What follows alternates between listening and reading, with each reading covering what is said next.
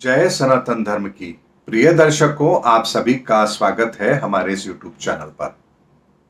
दर्शकों, आपने कहावत सुनी होगी, ये संसार तो माया है, माया जाल है, इस माया से बच के रहो। ऐसा आपने बहुत बार सुना होगा। लेकिन यदि आप किसी से प्रश्न कर दें, ये माया जाल क्यों है, किस तरह से आप इसको माया जाल कहते हैं, इसका स्वरूप क्या है इस माया जाल का, क्यों हम आपकी बात पर विश्वास करें, इसे जरा ढंग से समझाइए कि माया जाल कैसे है। तो अलग अलग तरह की व्याख्याएं दी जाएंगी, लेकिन इसका वास्तविक उत्तर आपको नहीं मिलेगा। लेकिन दर्शकों, इस ब्रह्मांड के अंदर, इस संसार को, इस पृथ्वी लोक की अगर हम बात करें, तो ये जो भी चीजें हैं उसको माया जाल अगर कहा गया, तो क्यों कहा गया, इसके पीछे के कारण को आज आप जरूर समझ लेंगे। दर्शकों, इस ब्रह्मांड की उत्पत्ति के साथ ही अनेक ऊर्जाओं का निर्माण हुआ है, अनेक आयामों का निर्माण हुआ है। जैसे बेस कलर होते हैं, वैसे ही 9 ऊर्जाओं का एक संसार है जो इस धरती पर काम करता है। लेकिन उसका भी बहुत बड़ा विस्तार है, बहुत बड़ा विस्तार है। और इसी विस्तार को जब आप समझ नहीं पाएंगे, तो आपको यह सब कुछ भ्रम लगेगा, माया लगेगी। जैसे मैं आपसे कहूं, मैथमेटिक्स की बात करूं, तो आपको कहूंगा 1 से 100 तक की गिनती आती है, आप कहेंगे आती है। एक के बाद क्या आता है, आप कहेंगे 2 आता है। तो क्या वास्तव में 1 के बाद 2 आता है? आप कहेंगे हाँ, 1 के बाद 2 ही आता है। तो क्या 1 और 2 के बीच में अनंत नहीं है? आप कहेंगे कैसे? तो क्या 1 और 2 के बीच में 10 भाग नहीं है? 1.1, 1.2, 1.3, 1.4, क्या ये विजिबल नहीं है? है? तो फिर आपने ऐसा क्यों कहा कि 1 के बाद 2 ही आता है? उसका भी विस्तार है 1 से 2 के बीच में। फिर आप कहेंगे 1 से लेकर 1.1, क्या इसके बीच में, इसके आगे कोई विस्तार नहीं है? तो 1.1 उसका भी विस्तार है। 1.1 से 1.2 के बीच में भी एक विस्तार काम कर रहा है। 1.01, 1.02, 1.03, 1.01 से लेकर 1.02 के बीच में भी एक विस्तार काम कर रहा है। 1.001, 1.002। अब आप इसके विस्तार को समझते चले जाइए, ये अनंत तक, ये 1 से 2 के बीच का विस्तार भी काम करता रहेगा। इसी तरह से इस ब्रह्मांड के अंदर भी इन ऊर्जाओं का विस्तार निरंतर काम करता चला जा रहा है। और ये विस्तार इतना व्यापक है, इतना विशाल है कि इसको समझना हम इंसानों के बस की बात नहीं है।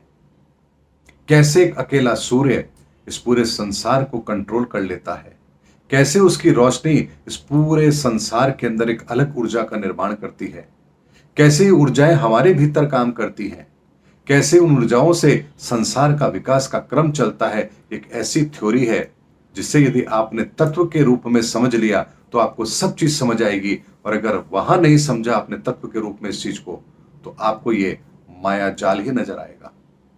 जैसे इंटरनेट, नेट यानी जाल होता है, इंटर यानी इंटरकनेक्टेड, आपस में अंदर के अंदर जो चीजें चल रही है, एक जाल की तरह है। जैसे मकड़ी का जाल होता है, वहां भी हम जाल शब्द प्रयोग करते हैं। यानी जाल का मतलब है जहां हर चीज एक दूसरे से कनेक्टेड है, और इतना व्यापक स्तर पर इसका विस्तार होता है कि जिसको समझना, जिसके सिरे को पकड़ना लगभग नामुमकिन होता है।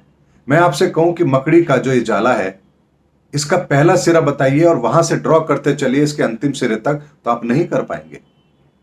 इसी तरह से इंटरनेट, असंख्य लोग आपस में जुड़े हुए हैं, लेकिन एक ही तार से न जाने कितने लोगों की बातें अपनी अपनी जगह पहुंच जाती हैं, लेकिन वायर एक ही है। लेकिन इसके पीछे भी एक ऐसा जाल काम कर रहा है ऊर्जाओं का, जो आपके मैसेज को वहीं पहुंचाता है जहां आप उसे भेजना चाहते हैं। ये इंसान की तरक्की से आपने अगर ये चीज कर ली है, हमारी अपनी टेक्नोलॉजी से हमने अगर इस चीज को इजाद कर लिया है, तो आप सोचिए इस ब्रह्मांड को बनाने वाला, उसका नेट कितना शानदार होगा, इसका आप अंदाजा लगाइए। इसीलिए हम कहते हैं कि यह माया जाल है, क्योंकि जब आप इसको समझने की कोशिश करेंगे, ये धरती क्यों बनी, ये पेड़ क्यों बने, ये पौधे क्यों बने, ये धन क्यों बना, ये माया क्यों बनी, ये ऐसा क्यों बना, ये वैसा क्यों बना, ये 9 महीने में बच्चे पैदा क्यों होते हैं, गाय के जीवन ऐसा क्यों है, इन बकरियों का जीवन ऐसा क्यों है, पेड़ पौधे ऐसे क्यों हैं, पेड़ पौधों का रंग अलग अलग क्यों है, जानवरों की विशेषताएं अलग क्यों हैं, हम इंसानों की आंख की पुतलियां अलग क्यों हैं, हमारे हाथ की लकीरें अलग क्यों हैं, हमारे अंगूठे के फिंगरप्रिंट्स अलग क्यों हैं, हमारा रंग रूप अलग क्यों है। जब इन चीजों के अंदर आप इसको गहराई से समझने की कोशिश करेंगे तो आप फंस करके रह जाएंगे, क्योंकि इसके भेद को आप समझ ही नहीं पाएंगे। लेकिन जब इस ब्रह्मांड के तत्वों को आप जान लेंगे, तत्व को आप समझ लेंगे, ब्रह्मांड में कितने तत्व काम करते हैं, तो फिर आपको इन पूरी माया जाल को समझने में बिल्कुल भी देर नहीं लगेगी। इसीलिए कहा गया ना कि माया जाल से बाहर निकलने के लिए नारायण की शरण में जाओ, भगवान की शरण में जाओ। वहां जाओगे तो ये माया परेशान नहीं करेगी। क्यों नहीं करेगी? क्योंकि जब तत्व समझ आ गया तो तत्व से उत्पत्ति क्या समझ में नहीं आएगी। इसीलिए किसी भी चीज को समझने के लिए उसके मूल स्वरूप को समझना बहुत जरूरी होता है। अगर उसके मूल स्वरूप को आप समझ जाएंगे तो आपको उस पूरे वक्तव्य को समझने में, उस पूरे दृष्टांत को समझने में, उस पूरे रहस्य को समझने में जरा भी देर नहीं लगेगी। इसीलिए दर्शकों, ये जो संसार जिसे आप माया जाल कहते हैं, ये माया जाल तब तक है जब तक आप मायापति को नहीं जानते हैं। लेकिन मायापति का मतलब ये नहीं है कि हम भगवान के किसी स्वरूप को, किसी रूप को लेकर के हम उनकी पूजा करते हैं तो हमें मायापति समझ आ जाएगा।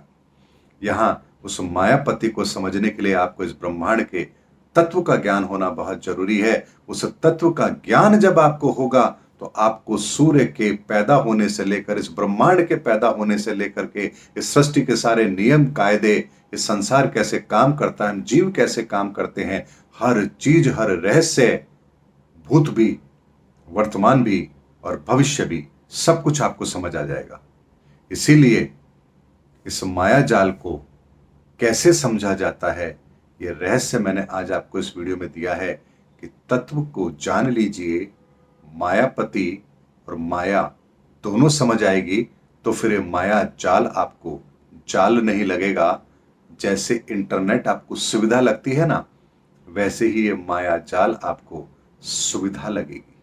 यानी किस समय पर किसका उपयोग करना है, कब नहीं करना है, कैसे करना है, संसार में कैसे रहना है, जीवों पर कैसे दया करनी है, अपने लिए कौन सा मार्ग अपनाना है, ये हर बात आपको इतनी आसानी से समझ आएगी कि फिर ये आपको माया जाल जाल नहीं नजर आएगा, बल्कि मायापति की लीला नजर आएगी। क्योंकि तत्व से जान लिया तो फिर सब कुछ जान लिया।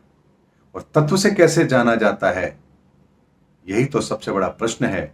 लेकिन वक्त आने दीजिए। मैंने बहुत अपने वीडियो के अंदर पहले भी संकेत रूप में इस तत्व के बारे में आपको बताया है। नहीं पता तो आप मेरे पुराने वीडियो देख लीजिए, वहां मैंने तत्व के संदर्भ में, गीता के संदर्भ में भी बहुत सारे वीडियो मैंने वहां दिए हैं। आप तत्व के संदर्भ में जानकारी लीजिए, अपने नॉलेज को बढ़ाइए। समय आने पर उस तत्व के मूल स्वरूप की व्याख्या भी मैं जरूर करूंगा। उम्मीद करता हूं दर्शकों, मेरा वीडियो आपको जरूर अच्छा लगा होगा। अगले वीडियो में आपसे फिर भेंट होगी, तब तक हमारे चैनल पर बने रहिए। जय हिंद, जय भारत, जय सनातन धर्म।